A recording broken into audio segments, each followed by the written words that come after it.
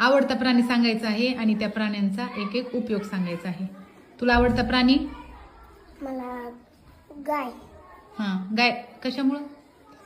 दूध देते. माझं दूध पिते. शेळी. हा, शेळी शेळीला दूध. दूध देते शेळी. हा, कुत्रा शेतात काम करते. शेतात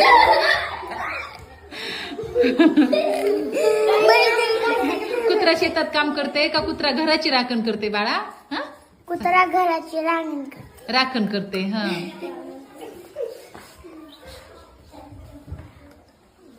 काय प्राण्याचं नाव सांग ना. हा, तुला येत नाही? बैल आहे का नाही प्राणी? बैल काय करतो बरं?